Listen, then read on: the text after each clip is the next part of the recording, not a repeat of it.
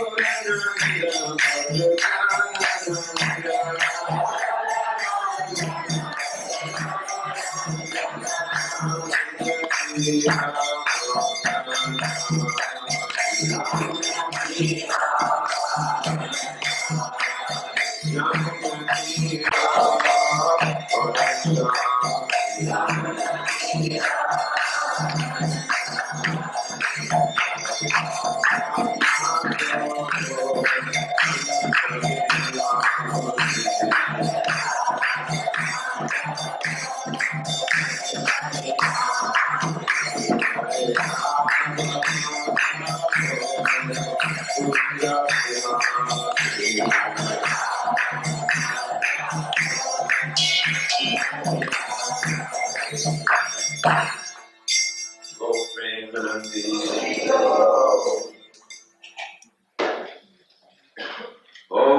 Namo Bhagavate Vasudevaya. Om Namo Bhagavate Vasudevaya. Om Namo Bhagavate Vasudevaya.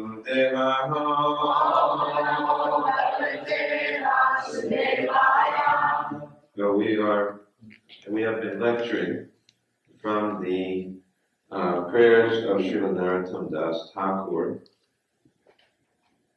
and the first 4 verses were the Guru Pranam prayers, which we sing Sri Guru Charana Padma.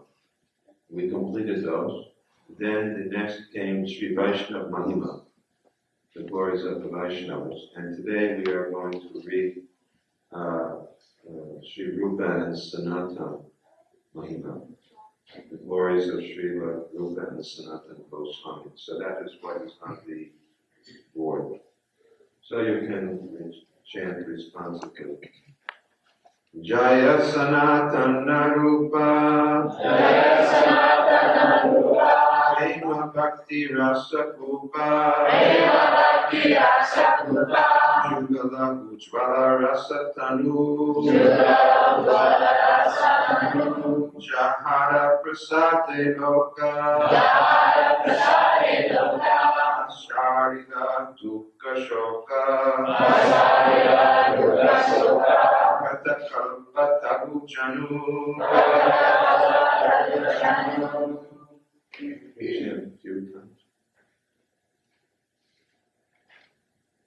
Jai Sanatana Rupa, Jai Sanatana Rupa, Prema Bhakti Rasa Rupa, Jugala Ujvala Rasa Tanu, Jahara Prasade Loka,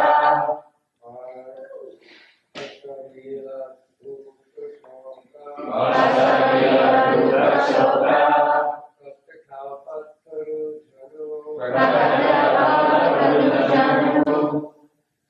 Jaya Sanatana Rupa, Jaya Sanatana Rupa, Prema Bhakti Rasa Kupa, Prema Bhakti Rasa Kupa, Jugala Ujvala Rasa Tanu, Jugala Ujvala Rasa Tanu, Jahara Prasade Loka, Jahara Prasade Loka, Asharila Dukha Shoka, Asarila Dukha Shoka, Kalpataru Janu, Bhakta Janu, Jaya Sanatana Rupa, Jaya Sanatana Rupa, Prema Bhakti Rasa Kupa, Prema Bhakti Rasa Kupa, Jugala Ujvala Rasa Tanu, Jugala Ujvala Rasa Tanu, Jahara Prasade Loka, Jahara Prasade Loka, Asarila Dukha Shoka, Asarila Dukha Shoka, Bhakta Kalpataru Janu, Bhakta Kalpataru Janu. Jaya Sanatana Rupa, Jaya Sanatana Rupa, Prema Bhakti Rasa Kupa, Prema Bhakti Rasa Kupa, Jugala Ujvala Rasa Tanu, Jugala Ujvala Rasa Tanu, Jahara Prasade Loka, Jahara Prasade Loka, Asarila Dukha Shoka, Prakata Kalpataru Janu, Jaya. All glories. Sanatana. Sanatana Goswami. Rupa Goswami. Mahima Bhakti. Loving devotional service. Rasa. Transcendental mellows. Kupa. Well. Jugala. Both. Ujvala. Rasa. Bright devotional mellows. Tanu. Body. Jahara, by whose prasada, mercy, Loka, people, Pasharila, for God, Dukkha, distresses, Shoka, lamentation, Prakat, manifest, Kalpataru, desired tree, Janu, generation. There's a commentary that goes to these songs, which is written by Srila Vishnu Chakravarti Thakur. So I'll read the translation and then his commentary. Translation. All glories to Sri Rupa and Sri Sanatana Goswamis, who are the reservoirs of loving devotional service, being the personifications of the highest transcendental mellows directed towards Sri Sri Radha Krishna. By their mercy, a desired tree has been generated in this world that can relieve the distress and lamentation of all people. Purport. Although the chanting of the holy names of the Lord are included among the 64 limbs of devotional service, still, in order to distinguish this limb from other limbs, Srila Narottama Thakur has again mentioned Sankirtan. Srila Narottama Thakur has again, similarly, he has glorified the characteristics. When it says he mentions Sankirtan, it means in the previous verse. Similarly, he has glorified the characteristics of the Vaishnavas with the phrase Vaishnava Charana Rahinu in the previous verse. Yet in order to specifically glorify the Goswamis, he says Jaya Sanatana Rupa. The phrase Vaishnava Charana Rahinu generally includes all the Vaishnavas, such as Sakya Vaishnavas, Vatsalya Vaishnavas, etc. Principally, there are 5 relationships in devotional service, such as Shanta, Dasa, Sakya, Vatsalya, and Ujjvala, or Madhurya. The quality of Shanta Ras is to be fixed in Krishna. Dasa Ras is to serve the Lord. Sakya Ras is association with the Lord without any fear or hesitation in the mood of equality. Vatsalya Ras is parental affection. Ujjvala Ras is conjugal mellows. As the qualities of each rasa are included in the next rasa, it is to be understood that each rasa is gradually superior to the previous rasa. In Ujjvala Rasa, there are 5 qualities. Therefore, it is the highest rasa. Among associates of Ujjvala Rasa, only those who are situated in the group of Srimati Radhika relish the highest unparalleled sweetness of Sri Sri Radha Madhava Mohan. Yet among them, only the maidservants of Sri Radharani are able to relish the topmost and wonderful sweetness of their lordships. Many Sakis cannot see the most confidential pastimes of Sri Sri Radha Madhava. But maidservants of Sri Radharani are able to bathe in the waters of matchless sweet transcendental mellows. These maidservants are called manjars, unblossomed buds of the desired creature in the form of Sri Radhika. The symptoms of enjoyment found on the limbs of Sri Radhika are also manifested on the limbs of the manjars, the maidservants of Srimati Radhika. Therefore, the maidservants of Srimati Radhika, Sri Rupa Manjari and Sri Lalabha Manjari, are none other than Srila Rupa Goswami and Srila Sanatana Goswami. Both are the topmost relishers of Ujjvala Rasa or Madhurya Rasa. Therefore, Srila Narottama Thakur has described them as Ujjvala Rasa Tanu, the personification of Ujjvala Rasa. Srila Narottama Thakur has not described Sri Rupa and Sri Sanatana as the ocean of loving devotional mellows. Rather, he has described them as the well of loving devotional mellows. The reason being that the water of the ocean is mixed with waters of various rivers. However, the water of the well is not so. Similarly, the loving devotional service preached by Sri Rupa and Sri Sanatana is not mixed with the rivers in the form of jnana and yoga. This loving devotional service is original and pure. Hence, Srila Narottama Thakur has used well instead of ocean. Another reason is that just as a thirsty person cannot quench his thirst and be cooled by drinking the water of a river in the summer, because at that time the water of the rivers and ponds are hot. However, the water of the well remains very cool. Therefore, the well of devotional service is able to cool the thirsty person, whereas jnana and yoga are not able to extinguish the fire of lamentation and illusion of the living entities in this age of Kali, who are afflicted by the threefold miseries of material nature. The processes of jnana and yoga cannot fully destroy lamentation and distress. The process of devotional service alone is able to completely destroy the fire of material lamentation and misery of the living entities situated in the kingdom of Maya, thereby helping them to relish the sweet mellows of Sri Sri Rama Krishna. Sri Rupa and Sri Sanatana are the shelter of this cooling, sweet-loving devotional mellow. Hence, they are addressed as Rasa Kupa. That is why, even today, many living entities are forgetting their lamentation and misery by drinking from the well of mellows in the form of devotional scriptures composed by Sri Rupa and Sri Sanatana Goswami, and are being satisfied by relishing these devotional mellows.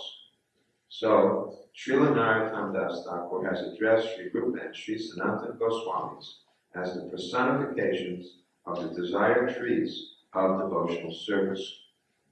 Therefore, it is most auspicious to take shelter of their lotus feet.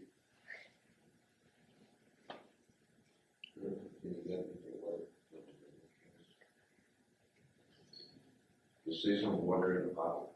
You go in the bedroom and see some in the bottle. Just bring that bottle. Don't fill it up. Okay.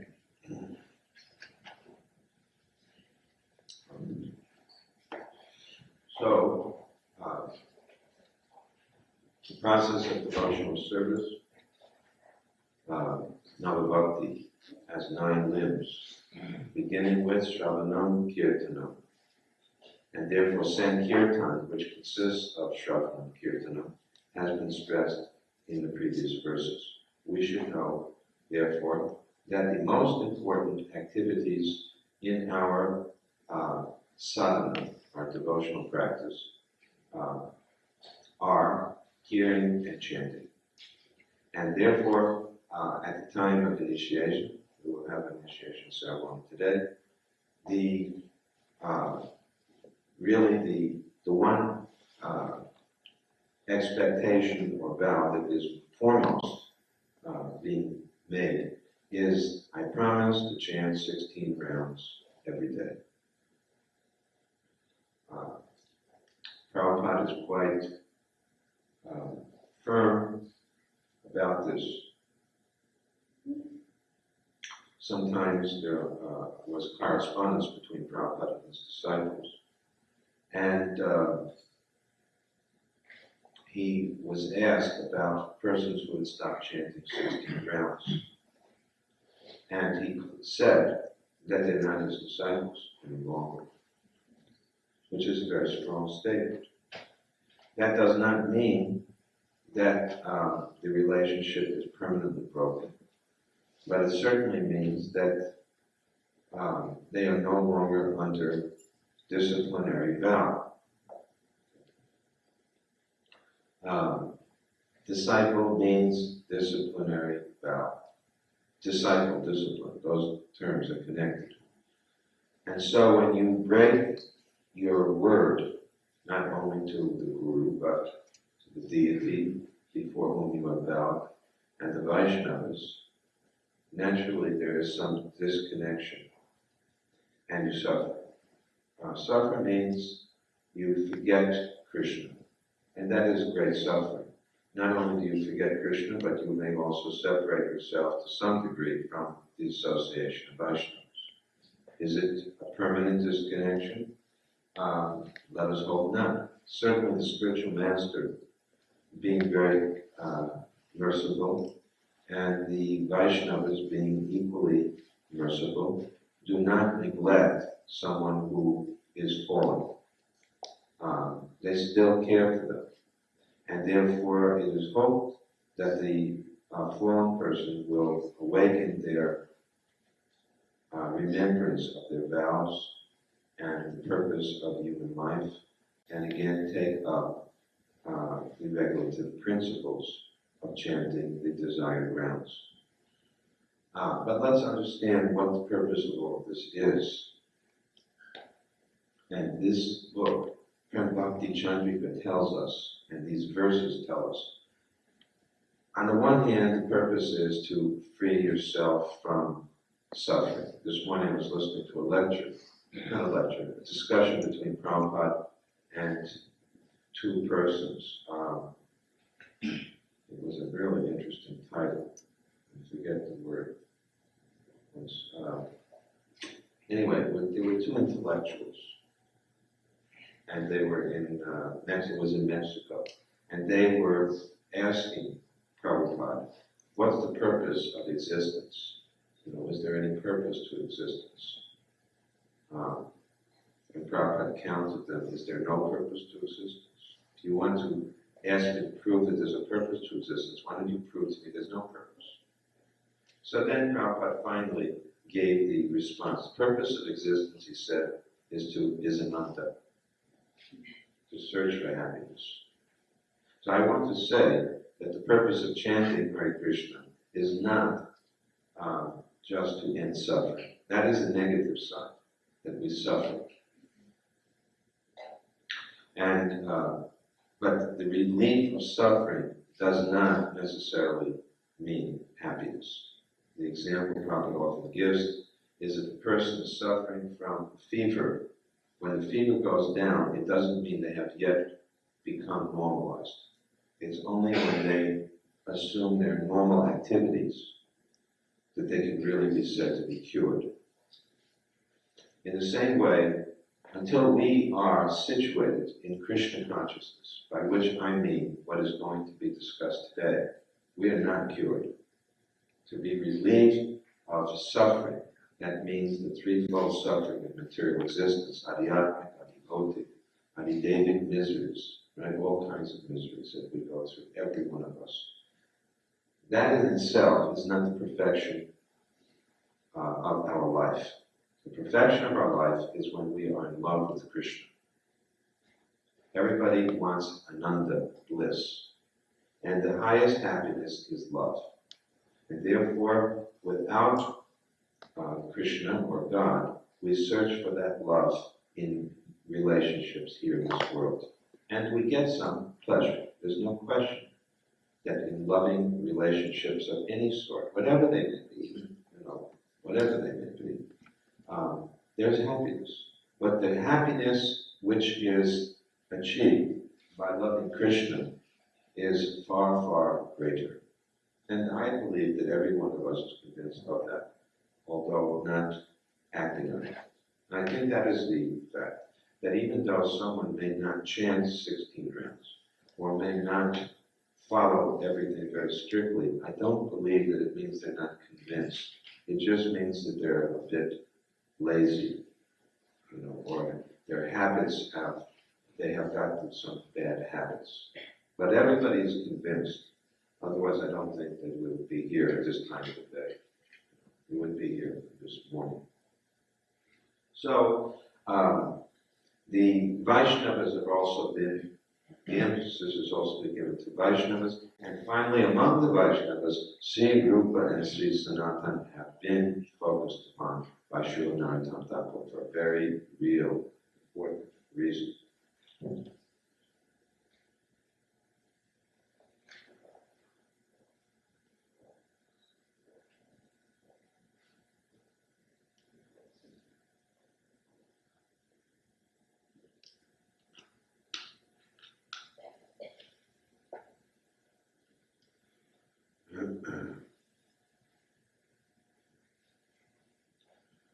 Now we have to understand what is that reason.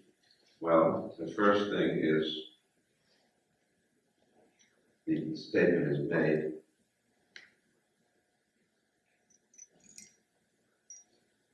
Prema Bhakti Rasa Rupa. And as you may recall, in the purport, the word Kupa, the word Kupa has been discussed in connection to ocean. Why not say that the Bhakti, like the Bhakti Rasamrita Sindhu, which Prabhupada has translated as the nectar of devotion. But why not call this Prema Bhakti the devotion of Prema, Prema Bhakti? Why not describe it as an ocean? Why a well? Well, the simple explanation is given here that there are some advantages. Although an ocean contains more water than a well, nevertheless, the ocean is full of many mixed things. I mean, apart from the fact that oceans are salty and you can't drink them, but there's a lot of other things in the ocean. There's all kinds of rivers running into an ocean. Whereas the well water, if it's a good well, right, a living well, is pure, crystal clear, and it's cool. So that in the hot summertime, when the rivers, because in India still today, some rivers you can drink from the water of those rivers, but you can't drink it's not as pleasing to drink from a hot river water as it is to drink from the cool waters of a well. In other words, we are hot, burning up in the suffering of samsara dhava nakavidaloka. This material world is described to be like a blazing forest fire. And you may not say it feels that way, but that's ignorance, right? That is ignorance. You just haven't suffered enough yet. You will. If you haven't suffered enough yet, you will. Actually, I think that the spiritual master's kindness is, or any preacher's kindness, never mind just that someone you call guru, but anybody who is preaching, their kindness is they don't want to see people suffer. And you will suffer. I grant you that when you're young, you don't realize how much suffering there is. But when you get older, you do. You saw me when I had that cancer, and then I had the surgery, and it was suffering. How I could practically not even walk properly, and how much pain there was. And that's suffering. But the living entity is so, or let's say, the living entity's capacity for being illusioned and Maya's capacity to make you forget is so tremendous that very quickly when you get cured, you can forget. But when you get over a particular suffering, you can easily forget about it and start to think that there is some pleasure here. But sooner or later, by the end of life, you will know there's no pleasure. Then what will you do? Then your Krishna consciousness becomes tested. Because at the moment of death, whatever you're thinking of, that will be what will happen. Your consciousness is fixed at the moment of death. Yom Muni Bhapi Svanam Bhagam Tyajati Yanti Kulegram Tam Tam Ivaiti Kontea Sadata Bhava Bhavita. You get that body in the next birth. So if you haven't developed your love for Krishna, then you're not going to get the right next birth. Now love, everybody here, not everybody, but I guess most people feel love in terms of boys and girls, men and women. That is the most common sense of a strong feeling of love. But that is because that love is also mixed with sexual enjoyment. But we feel love for our parents. Again, we take it for granted, the love, but there is love. I mean, if we're a little sensitive, we will recognize that there's love between friends, love between parents and children, love between husbands. All of these types of love are there. So, that strong sense of feeling, that has to be there for Krishna. It's not enough to just say Hare Krishna. Just like we have the example of a Jamil. Now, a Jamil, he chanted the name of Narayana. And that was enough to counteract all the sins he had done. That means, if you can chant the name of God at the time of death, you can counteract all the sins that you have been guilty of performing in this lifetime and in the next, in the past. But if you recall from the Bhagavatam, Ajamil did not go directly back to Godhead. He had to go, he got back into his body. He was about to die. This is the story. Most of you know the story.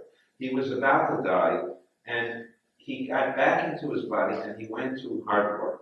And he did tapasya. That means, why did he do tapasya? Because he had not really developed an attachment for the Lord. He just chanted the name.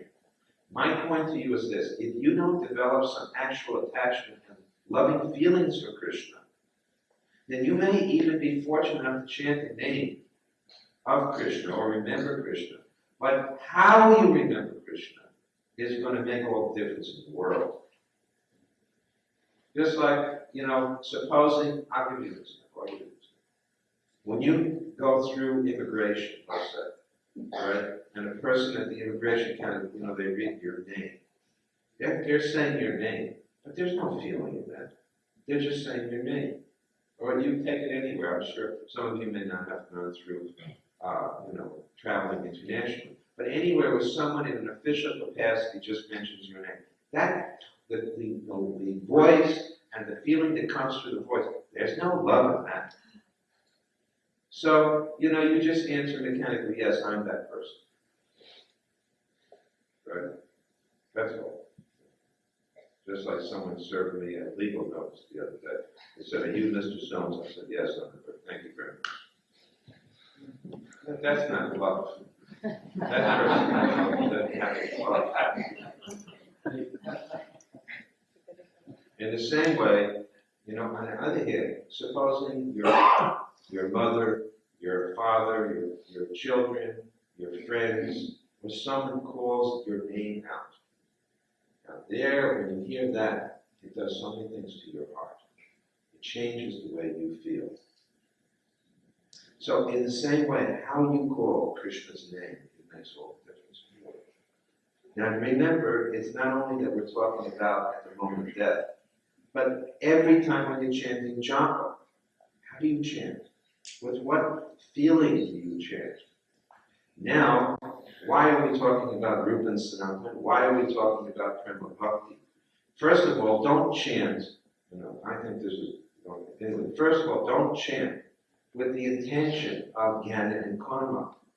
That means don't chant fruitively. And I think most people don't. Although it's subtle. Mechanical chanting is done by most devotees. I have to chant 16 rounds, or I have to promise to chant 4 rounds, 8 rounds. That type of mechanical chanting is not bad. It will be effective. You will get freedom from sinful reactions. But it won't give you love. It won't give you prema. Now, how do we get prema? And what kind of prema?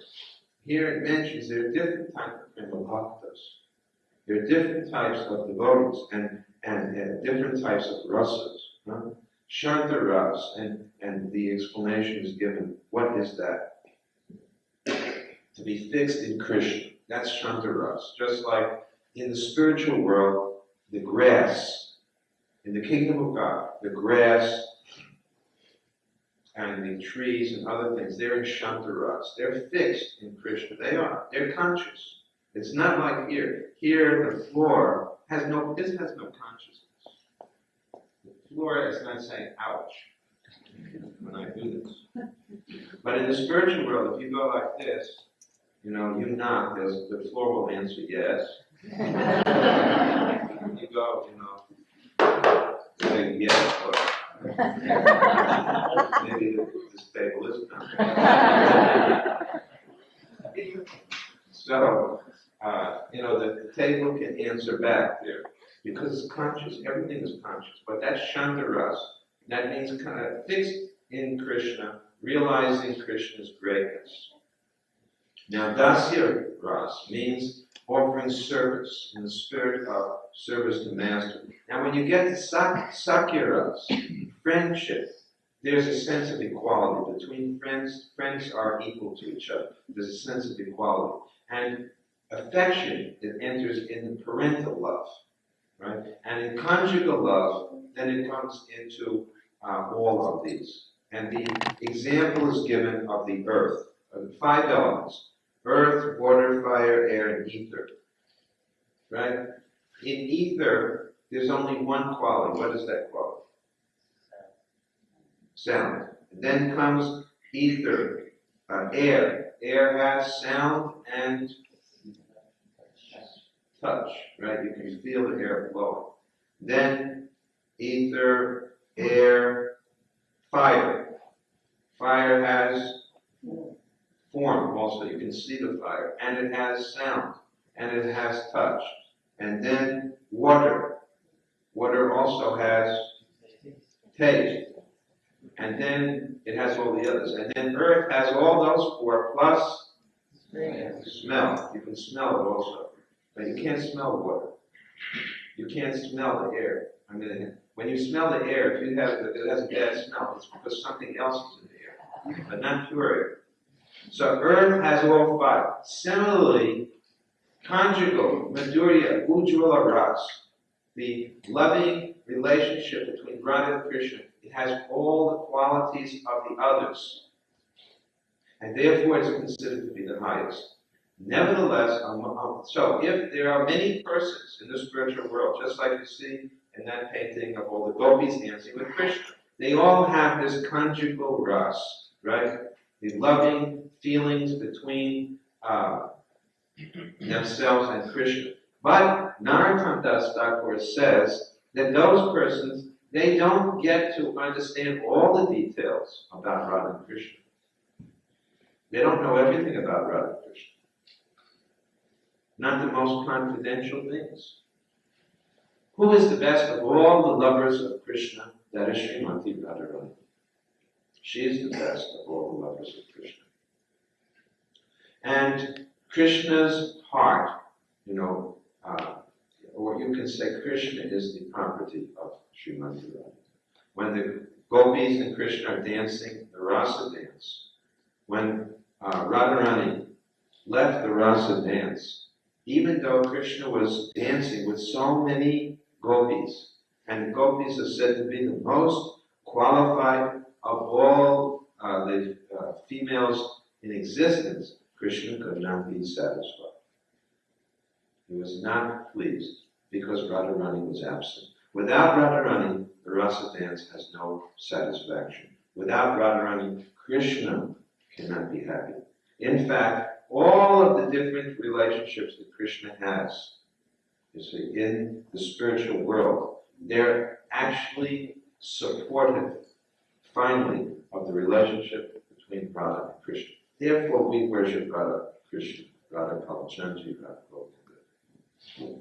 For this reason, we make them the central focus of our meditation. Now, if we want to understand Krishna, we have to do so through Srimati Radharani. She is the mother, finally, the mother of all devotion. She knows everything about how to please Krishna. And therefore, the devotees of Krishna, they chant Jai Radhe. In Vrindavan, they all chant Jai Radhe. Because they're always glorifying Srimati Radharani. because Srimati Radhika actually can teach us how to please Krishna. Now, Rupa and Sanatana, why is it that they are being glorified here? Specifically because among all the devotees of Krishna, the devotees who assist Radharani are considered to be the most fortunate of all. And why? Because they get to observe the intimate dealings between Radha and Krishna, which no one else has access to. When Radha and Krishna are together alone, the other gopis, like Lalita and Vishaka, they cannot come. But the maid servants, who are called manjaris, they can be there without any difficulty. Because their interest is completely one with Srimati Radharani. Their only interest is to assist her. They do all the personal services for her. When Radha and Krishna together, all alone, they may be there fanning the divine couple. They may be offering very personal services to them in various ways. Later on, when the morning comes, because Radha and Krishna are together in the evening times, night, then when it comes time when the sun is about to rise, and they have to each go to their respective homes, Krishna to his, Radharani to hers, the maidservants will accompany Radharani back to her home. And then shortly after she rises, she rests briefly, they'll come and they will do all kinds of personal services. Raghunath Das Goswami has described nicely how they bathe her and ornament her and dress her and prepare her for going to cook. Then she leaves her house and her in-laws' house where she is living in Java, and she walks the distance to Nandagram where Krishna is and staying and living with his parents. And she is accompanied, you see, on either side, behind, in front of her, and behind her, Rupa Manjari, Rupa Goswami in his form as a gopi. Rupa Goswami has a form as a gopi. He is accompanied, she has accompanied Srimati Radhika and steadying her as she goes to cook for Krishna. And they assist in the cooking. And all day long, they just do personal services. And they have no personal services for Radha. They have no interest to directly enjoy with Krishna. Their mood is simply to be of service to Srimati Radharani. So this is called Manjari Bhav. This is the emotion of maidservant. And this is what Chaitanya Mahaprabhu came to give. This Ujjvala Ras, the loving affairs of Radha and Krishna, as it is understood by the Manjaris, is particularly what Chaitanya Mahaprabhu's greatest gift is. And when we pray Namo Mahabharanaya Krishna Prema Pradayate Krishnaya Krishna Chaitanya Namani Gorete Shenam, when you said that he is the most merciful of all the avatars, Chaitanya Mahaprabhu, it is not simply referring to the fact that he comes to lift up the fallen souls in the Kali Yuga. That is certainly by the propagation of Sankirtan Yoga. That is certainly mercy, but particularly he lifts them up by giving them this highest taste of all. So Rupa and Sanatana have written many devotional literatures. And so have the other Goswamis, and you're supposed to read them. Prabhupada says you should enrich yourself by reading these literatures. And fortunately, they're gradually coming into translation, and you can read them. Right? And then this reading of these literatures will enliven the chanting. It will make the chanting more and more focused. Because now when you chant Krishna, Krishna, Hare Krishna, Hare Krishna, what are you thinking in your mind?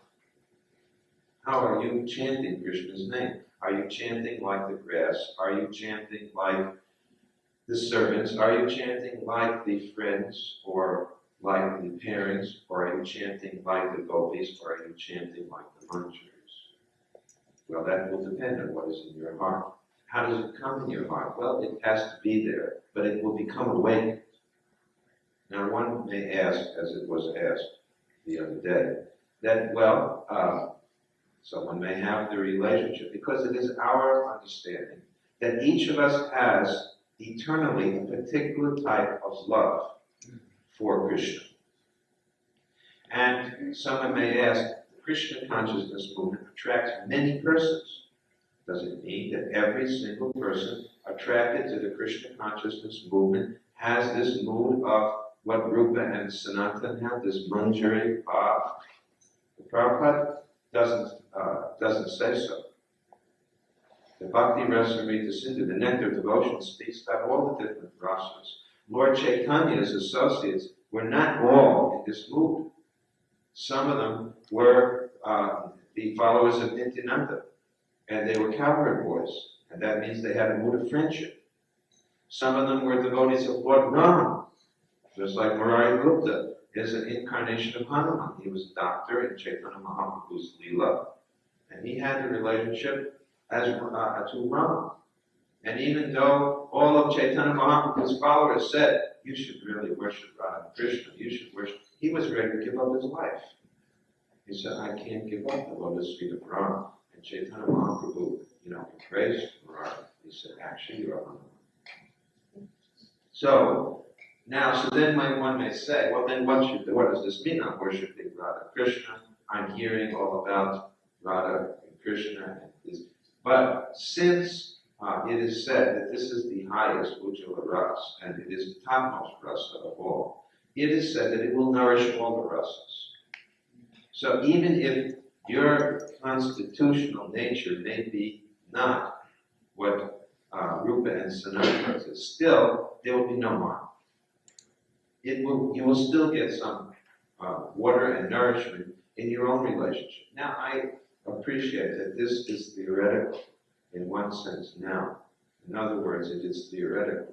But we should understand that, at least understand the theory and recognize what is the goal, what we're trying to achieve. We're trying to understand our loving relationship with Krishna. Now, Prabhupada says, don't try to see Krishna. This is Bhaktivedanta Swami said, don't try to see Krishna, but act in such a way that Krishna will come to show himself to you. So it is not simply that we are hankering, or I want to see Krishna, I want to see Krishna, I must know what is my relationship with Krishna. The emphasis should be on doing seva, service to Krishna. And if the service becomes purified and satisfying, Krishna will show himself to you. Krishna will make his particular love that you feel for him clear to you. He'll do everything for you. But generally it is said that the primary purpose of the Krishna consciousness, you can say, it has twofold purposes. In a general sense, it is to bring everyone out of the material existence into Krishna consciousness.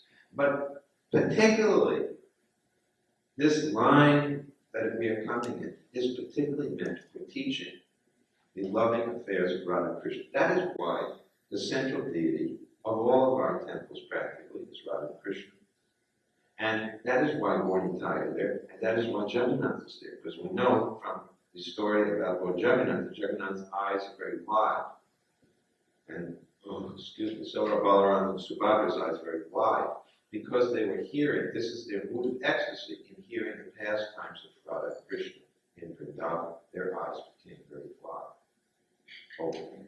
So all of our deities really are confirming the Ujjvala Ras. And the line teaches, especially, almost all the literature written by the Goswamis is to glorify Ujjvala Ras. So it is to be understood that, generally speaking, most persons who come towards this process and keep going, I mean the serious persons who go forward more and more, they will come to this point. They'll come to this point. So this is why today, Narottama Thakur, in this particular verse, is glorifying Sri Rupa and Sanatana. And we are meant to be Rupa Anuga Vaishnavas. Anuga means to follow. We are meant to follow Rupa. And to follow Rupa means gradually to come to the point of qualification for the shelter of Srimati Radharani. So we'll stop here and ask if anyone has any questions. Yes, The 6 Goswamis, all the manjaris of Srimati Radharani. yes, they are. All of the 6 Goswamis have this mood. Radharani is only 6 manjaris. No, she has so many mentions. How can she only have 6? If everybody is being told to practice this, if you can, if it is your right to practice this, then there's something. But these are principal personalities. We want to be under the shelter of Rupa and Ravana, Sanatana. We want to follow them. Yes. You're saying the position of Manjari, the eternal position, or maybe that one has come to us and of their own volition desires to achieve the position? No. We believe that Manjari, this is a permanent position. No, not just when it says that the general mood is of one type. At least this is our understanding. I mean, these things are explained by the Goswamis, but it's explained that your particular sentiment is there. It's not the same to have the sentiment of a queen in Dwarka as, for example, compared to a gopi. Both of them have conjugal relationship, but a gopi's feelings are different than a queen's. Similarly, the feeling of a friend of Radharani is not the same as the feeling of her maidservants.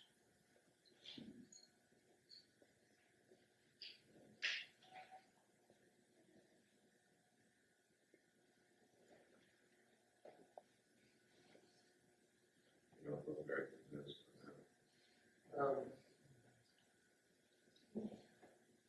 that. Have you read something that would say something about it? I discussed this What does a person? with another person, everyone gave me a different answer.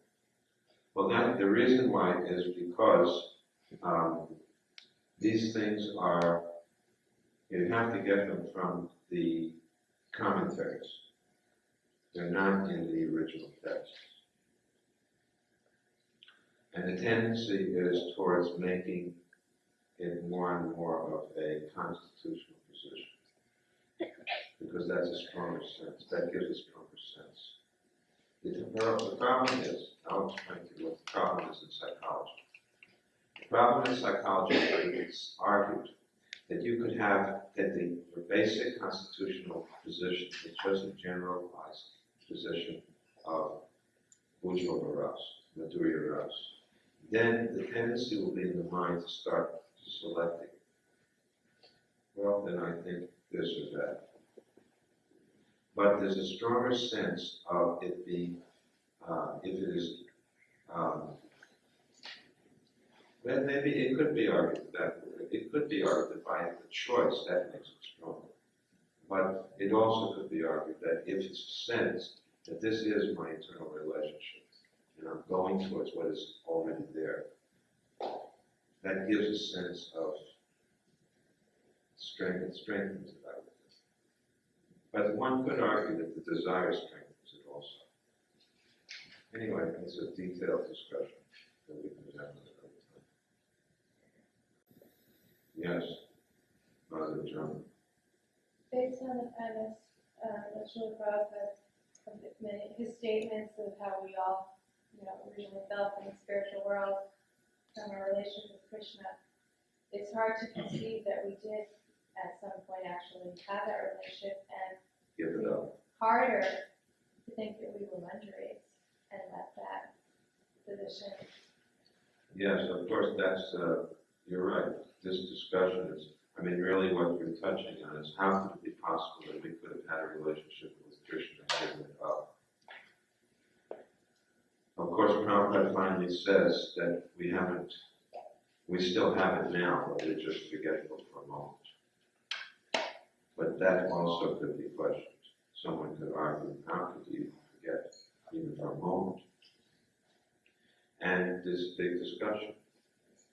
about this, whether it's true that we really have fallen from the spiritual world, or is it a fact that we never really had our relationship yet, but it was there only potentially? And then it gets into the point also of whether really is it there, or is it something we just learn to desire? And these arguments are there, and there are arguments made by different authorities from both sides. It's not so simple as to just say one is right. You can say that our gurus, our acharyas, have favored one particular interpretation. But even in arguments from Prabhupada's own statements, he makes both statements. Sometimes he says, we're basically, generally he says, to go back to God, that we had our relationship with Krishna. But there are statements where he says no one falls from the spiritual world. You can't fall, which would seem to indicate, a no-fall position. I think that finally, whether or not we were there or not, the question is what do we want to go there now? I really apologize if this all sounds very confusing to some devotees. That's why Prabhupada kept his lectures very simple, not to confuse others. Yes, how does the Gayatri mantra compare to the Maha mantra? How does it help us to realize Krishna? Yeah, it does. The Maha mantra is itself sufficient Hare Krishna mantra for achieving Bhakti Krishna. But the Gayatri mantra are important prayers with potency, just like how does it help to read Srimad Bhagavatam. The Maha mantra is enough. But Srimad Bhagavatam certainly is one of the most potent ways of developing love for Krishna. So Gayatri mantra contains very valuable prayers, which we repeat daily, and which assist the Hare Krishna mantra. If you don't have Gayatri mantra, you can still develop your love for Krishna. But they help. They're mantras to the Guru, to Chaitanya Mahaprabhu,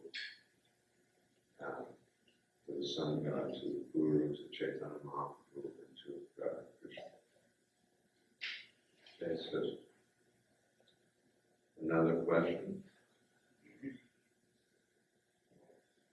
Yes, I really know. It's a very great class.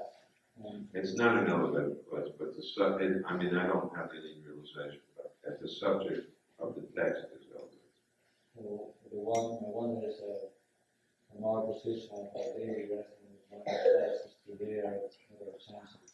What is what? I can't hear you. From our position, From our present position. To there. What is our chances? Our chances are very good.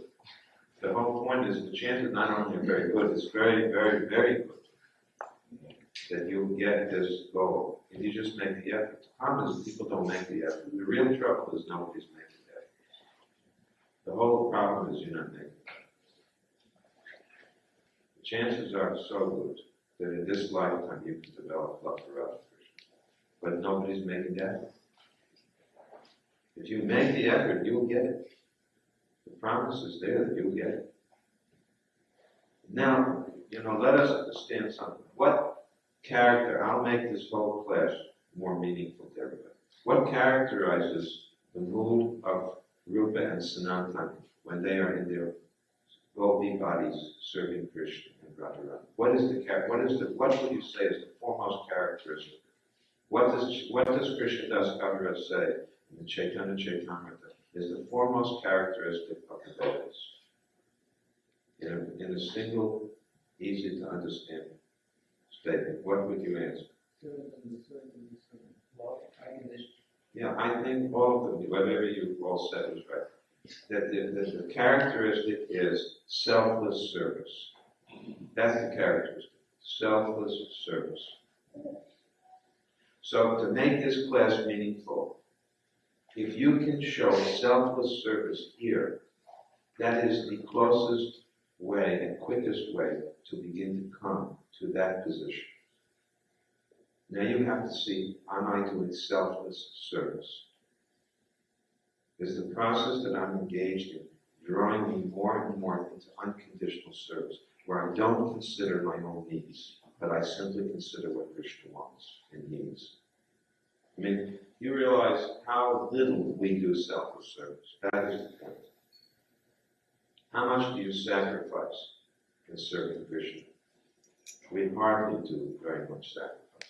You may say, oh, I do a lot. Just living in these dells is a sacrifice. Okay, I agree. I'll accept that. You could live elsewhere. It is a sacrifice. I'll agree with that. Getting up early is a sacrifice. Bathing is, I mean, there are many sacrifices. Now, just keep going.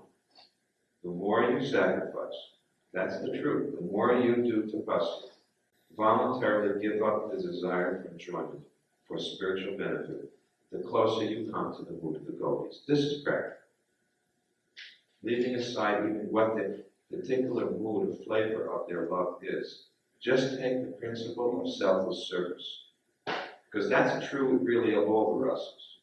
It's the most true of the gopis. Their surrender is most total and complete. But everyone who's a pure devotee in the spiritual world has this characteristic of selfless service. So to make this class very meaningful, let us judge how much each one of us, as we should judge ourselves, have this mood of selfless service. And that will tell you how you're making the advancement. The more you come to that point, that when you chant and when you read these things, you make very, very quick progress. The chanting is very effective when you have that mood.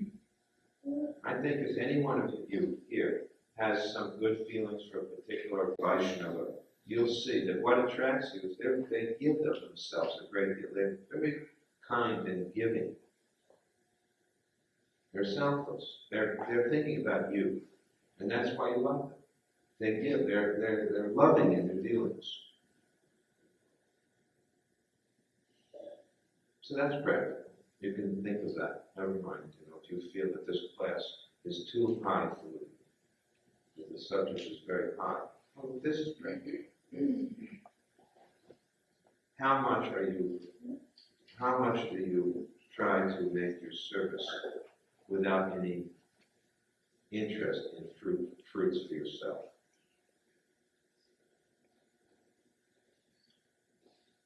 And I think everybody here does. Now the question is only the degree. Any last questions? Yes.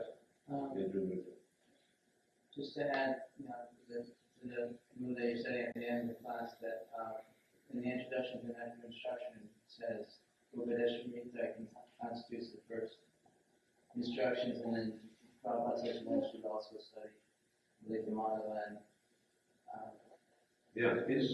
I think you'll find if you do read these literatures that they're so sublime and beautiful. I mean, how many of you, everyone here has read Krishna book, practically everybody. And you all admit how Krishna book has got a special, isn't it? It's very special, Krishna book. Don't you all feel that when you hear reading Krishna book? It's very sweet. Well, these other literatures are just expansions from that. Krishna book is Prabhupada's summary of the 10th canto. All the literature that we're talking about, written by the Goswamis, is all based on Krishna book. It's just, the details of Krishna book. That's really what it is. That's actually what it is. Because the Srimad Bhagavatam is the basis of the Gaudiya Vaishnavas' understanding. The Goswamis took the 10th canto, and particularly the 5 chapters, the 10th canto in general, and then they elaborate in detail, because they're seers. They can see into the spiritual world. They can see through the scripture into the spiritual world, and they can experience these pastimes of Krishna and Vrindavan and elaborate them. And that's what they do in their literature. So, you're really hearing, just like Prabhupada said, his purports are his devotional ecstasies. You want to know me, he said, read my books. You want to enter into the heart of Prabhupada, read his books. That is in his heart. Similarly, if you read the literature written by the Goswamis, you associate with Rupa Goswami. You can associate with Sanatana Goswami. I mean, imagine that. Imagine if someone gave, wrote a letter and said, Rupa Goswami's arriving in Dallas. I bet everybody would show up. That would be extraordinary. We're going to get a chance to see Rupa Goswami. Well, you fools, Rupa Goswami has been here all along. He's there in his books. Now just read the books. Read the books. And you'll get his association. You have all association of all of these acharyas in our mind. Bhaktivedanta Thakur has written such wonderful books. Wonderful books. They're extraordinary. We should read them. This is our wealth. This is our wealth. If you don't take this, you're poor. If you don't have these books and read them and treasure them, you're like a poor person. Yes. Or maybe some like the Mahima word to get. Most of us wouldn't know where to start, or many of us. Is it possible? Yeah, I'm ready. After you, I will give any individual here a personal direction on what books to read. But I'll first say, read all of Prabhupada's books. When you have read Bhagavad Gita and the Krishna book and the entire Srimad Bhagavatam and the whole Chaitanya Chaitamrita, either read them again, or if you want, I'll tell you some other books to read. But I think probably you'd want to read the Chaitanya Chaitamrita. After you've read all of these books, then read the Chaitanya Chaitamrita and read it again. So, is anybody who has read all those books and wants further direction? No point in me saying what those directions are now. First of all, most people haven't read all those books. I read those books. I remember when the Chaitanya Chaitamrita came out. It came out in 1995. It started to come out. 75. And we were doing the marathon. We were doing this December marathon in Baltimore.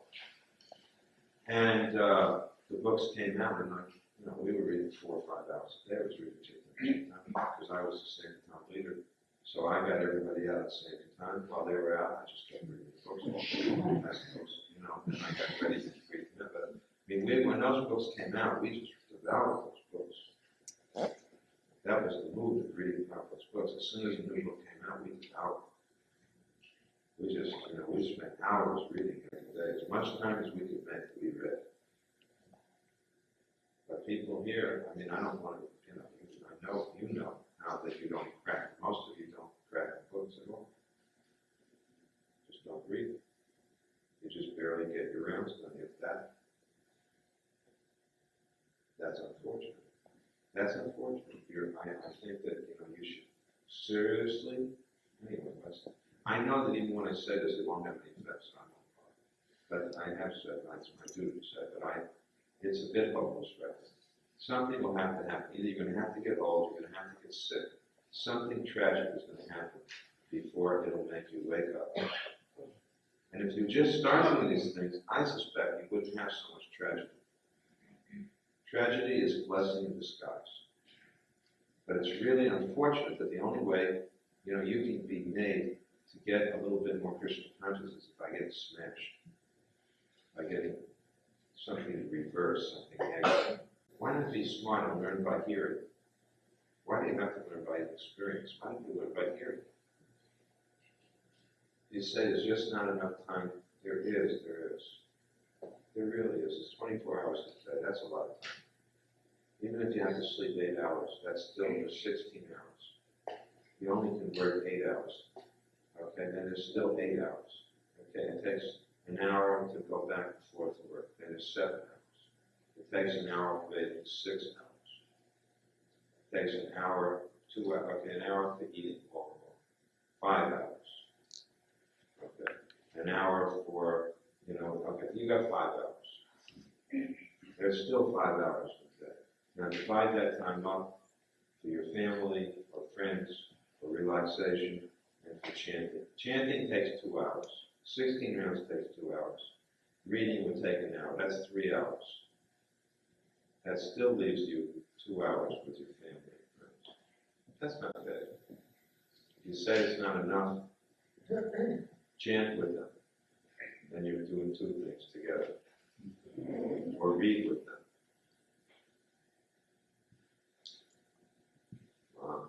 You were saying that it may take some tragedy in someone's life to awaken. And at least, excuse me for 1 second, and at least on your days off, then you got another 8 to 10 hours. Even if you argue, I can't do that every day. Okay, do it Saturday and Sunday. Saturday and Sunday, chant 16 rounds and read for now. And tell me you can't do that. Now you have no excuse. If you say, I just can't do it, I have to be with my family more than 2 hours. I need to relax. I'm too tense. Okay, Saturday and Sunday when you don't have to work. Now you have no excuse. Now you can't give an excuse, except that you're nonsense. Then I have the right to say you're complete nonsense. On those 2 days, I'll give you I'll be so liberal to say, I sympathize, I won't say anything about 5 days a week. But on the day off, if you still say that then you won't even say that because you're decent enough. And you'll just say, I'm a nonsense. Yes. You were saying something will happen, but couldn't we also say that may never happen? And the person may just have gone so long without the taste that it's just in this life that they may never get it, and nothing may happen in their life. No, I don't think so, because in this lifetime it may not happen, but all the service you have done for Krishna will not be neglected. It will not go in vain. Everybody here has already done a lot of service. And that alone is going to give you a much better birth in your next lifetime. Now, I feel confident that everybody sitting here will sooner or later become fully Krishna conscious. I feel that. It's just that, we're a little impatient. I'm impatient. I don't want to see it, that you have to keep coming back. Prabhupada said, don't make the guru come back again.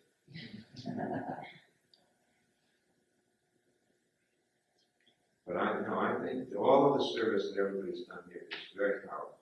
Very powerful. Even a little bit of advancement, Krishna says, can protect you in the greatest danger. There's every good chance that everybody sitting here at the moment of death will be remembering Krishna. My point of appeal is how to, I want to see you remember Krishna with love. But this process is very powerful. Even you neglect it, as many of you are doing, still at the moment of death, you'll see. You'll have devotees surrounding you. There's every chance that you'll remember Krishna. I've seen many people now, I've seen lead their bodies. And they're in very good position to remember Krishna. It's a powerful process. No doubt. And another way of saying it is that you're all in very good shape. I painted because my point is that actual goal is loving devotion to Krishna, not just a type of neutral remembrance of Krishna, like the trees or the grass. Developing a relationship, active relationship. Therefore, I say dealing with it. There's 5 activities. Now, let's get to the point. Here's the answer to Yu's question. He said, give us some practical guidance. Okay, Rupa Goswami gives the practical guidance. He says there's 5 activities that are most potent. 5 activities are most potent. What are they? Let's hear what they are. What's the first one? Chanting where? Yeah, he says chanting in association with advanced devotees.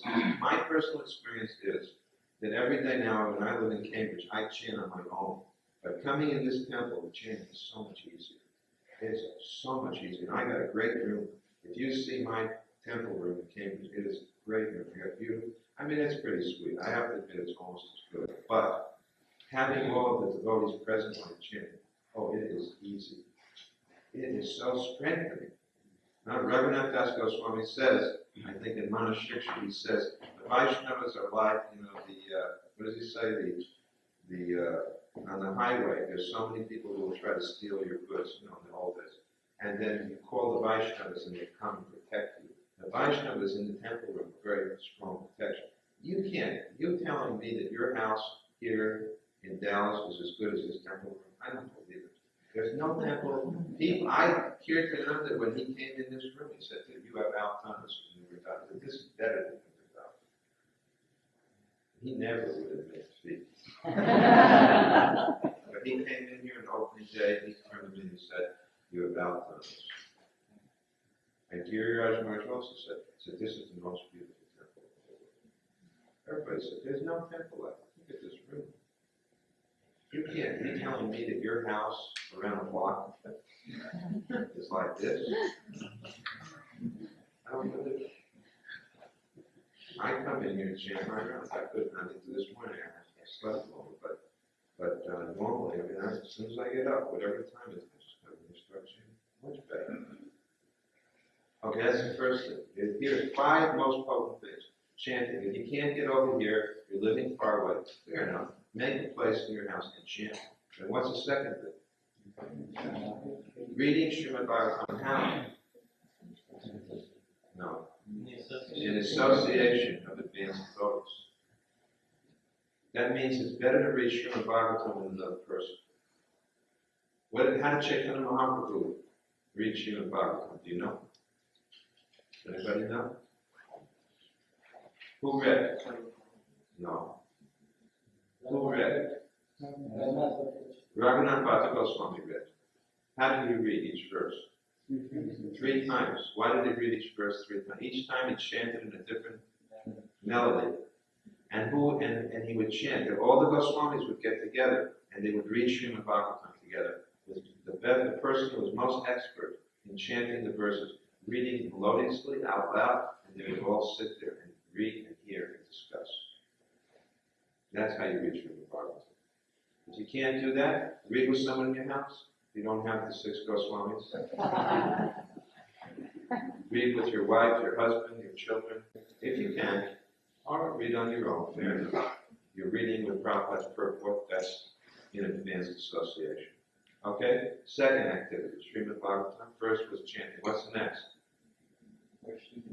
Worshipping the deity. I have said this again and again. Look at these deities when they're properly worshipped, as they were today. Look how they're dressed. Look at them. Get a good look. Don't you want to get an altar and do service to them?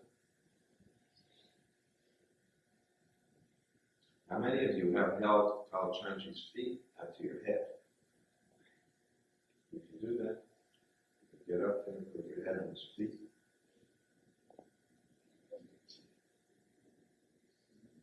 Do service to them. Worshipping the deity is very important. This is something we should all take part in. I've said this again and again. If you haven't got your initiation yet, okay, then go and bring something to the deity. That's also seva. Or see the deity. Chant in front of the deity.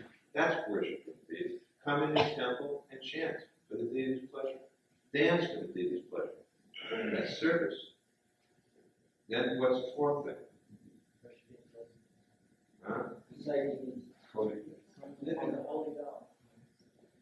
Residing in the holy Dham. Particularly it says to reside in the Thura Vrindavan. You have to visit Vrindavan. You should go there. And if you can't, then what does Rupa Goswami say? Live there within your mind. Make your house like Vrindavan. Put up pictures. Right? Play some songs of Vrindavan. Be in the mood of Vrindavan. This temple is certainly Vrindavan. I remember Satsuru was here, gave a lecture here, and he said, it's just amazing lecturing in this temple. He said, you can't stop thinking of Krishna. The first time we lectured in this temple, remember, he said that, after we had built this temple, he said, it's just so easy to remember Krishna in this temple. So this is not different. You're in here, you're in Vrindavan. Then what's the 5th?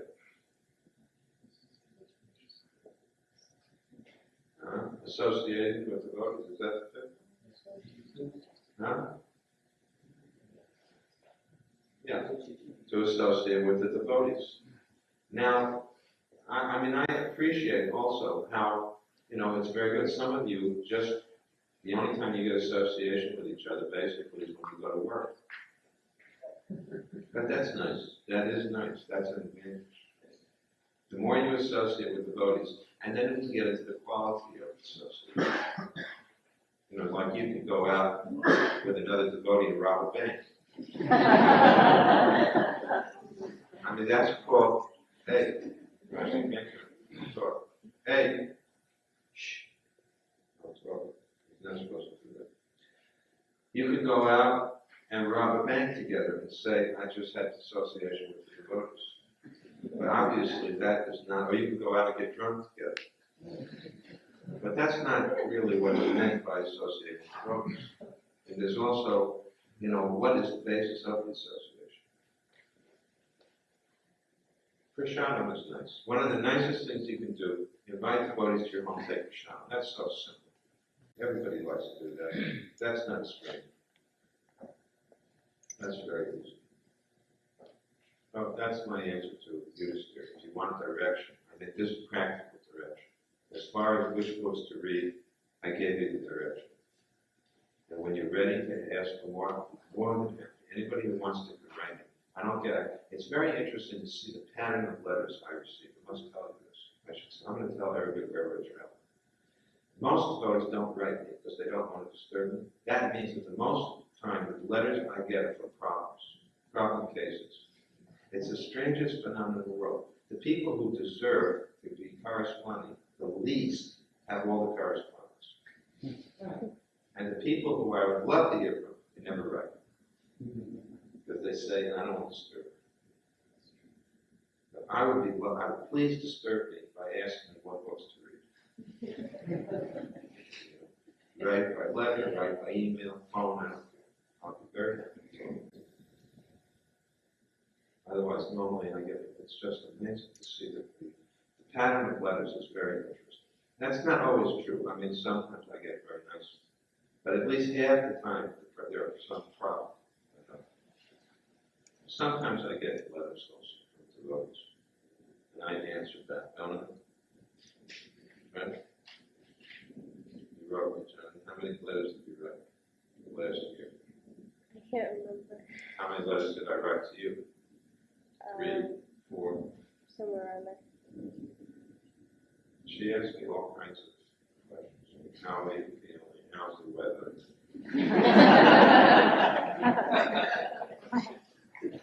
And I answered her. What can I do? Nobody else can. Nobody else right? Tell her how the weather is.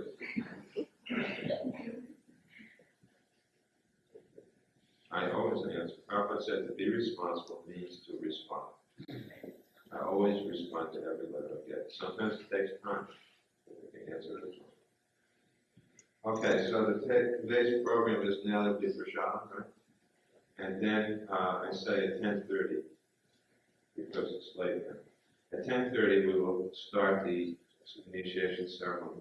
And I really think that this class is going to be, I already gave the initiation lecture as far as I'm concerned. So this lecture will be very short, so the ceremony will go quickly. So if you're there at 10:30, you know, we'll finish quickly. And then after that, what is there?